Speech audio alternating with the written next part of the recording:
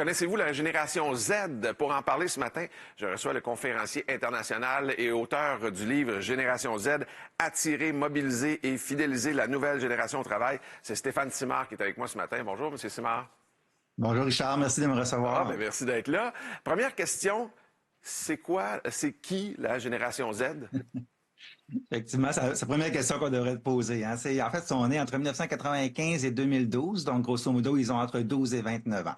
OK, ça c'est la génération. Et quel est le but de votre livre? Le titre en dit pas mal long, mais en plus de précision. En fait, moi, je m'intéresse aux générations depuis que j'ai commencé à faire des conférences il y a plus de 16 ans, et spécifiquement la génération Z depuis 6 ans, depuis 2018. Puis ce que j'ai remarqué, c'est que les attentes sont très différentes de ce que les organisations ont à leur offrir. Donc, c'est ça qui a été la bougie d'allumage pour l'enquête exclusive que je présente dans le livre, mais aussi les façons de s'adapter à cette nouvelle réalité-là. Moi, mes deux enfants sont dans la génération Z. Ils sont comment? Comment ils se sentent aujourd'hui, en 2024? Là? Oui, je te comprends. Moi aussi, j'en ai 3 à la maison. En fait, on ne va pas mettre tout le monde dans le même panier parce que les différences sont plus souvent individuelles que générationnelles. Mais c'est sûr que les Z vont aller rechercher tout ce qui est équilibre, conciliation travail, vie personnelle. Ils vont vouloir continuer de pouvoir grandir. Donc, la formation, c'est important, avoir des opportunités d'avancement. Alors, bref, tant qu'ils vont avoir l'impression qu'ils évoluent, qu'ils grandissent dans un environnement, ils vont vouloir s'y investir. Ça, c'est le côté peut-être plus positif, mais quelles sont leurs préoccupations peut-être au niveau plus négatif?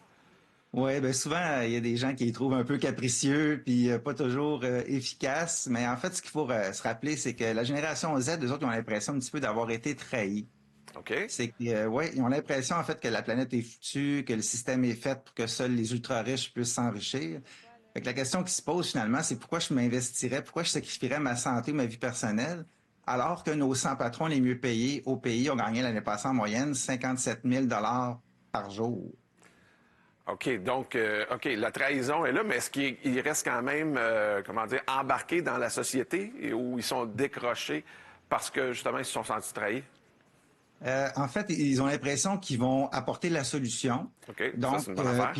Ouais, c'est une bonne affaire. Puis peut-être ce qui peut rassurer les gens aussi, c'est quand je leur demande, par exemple, c'est quoi les sphères les plus importantes de leur vie. Vous allez peut-être être surpris, mais savoir c'est la famille qui arrive au premier rang. Alors, c'est pas nécessairement les amis ou les loisirs. La famille et santé arrivent au premier rang. Et malheureusement, le travail arrive seulement au 6e rang.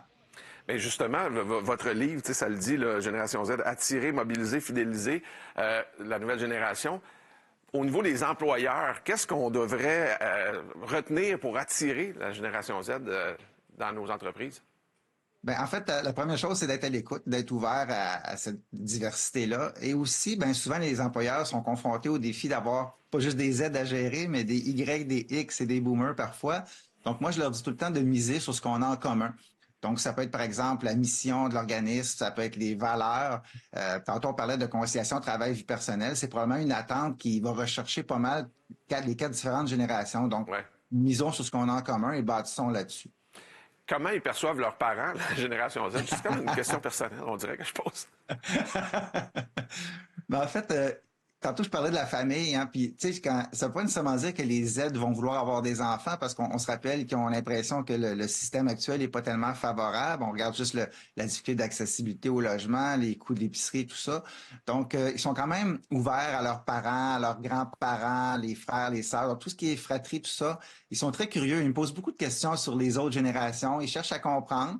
Donc, ils ont le sentiment d'être trahis, mais en même temps, ils ont le sentiment aussi d'avoir la réponse ou la solution parce que une génération, c'est le reflet de la société dans laquelle on a grandi. Donc, sont les mieux équipés finalement à faire face aux défis auxquels on fait face actuellement. Vous allez peut-être trouver ma prochaine question bizarre, mais votre livre s'adresse à qui? Mais principalement, les employeurs, tous ceux qui ont besoin d'attirer, mobiliser, fidéliser des employés. Ça peut être un collègue aussi qui veut mieux comprendre les gens avec qui il a à travailler. Et il y a aussi un peu un survol des autres générations d'avant. Donc, un Z pourrait aussi trouver ça intéressant de voir comment c'était dans le temps des boomers, des X et des Y. Puis aussi, on en a aperçu sur la génération alpha, celle qui va suivre la génération Z. Ah, c'est la génération alpha. OK, là, vous me l'apprenez aujourd'hui. Là. Enfin, on va de l'avant avec la nouvelle génération, puis peut-être que ce sera votre prochain livre, qui sait? On était à court de lettres. Après Z, il a fallu recommencer. Ah oui, c'est ça. Eh bien, M. Simard, merci beaucoup pour votre temps, puis votre livre est disponible dès maintenant partout en librairie. Merci. Merci de l'invitation. À une prochaine. Bonne journée.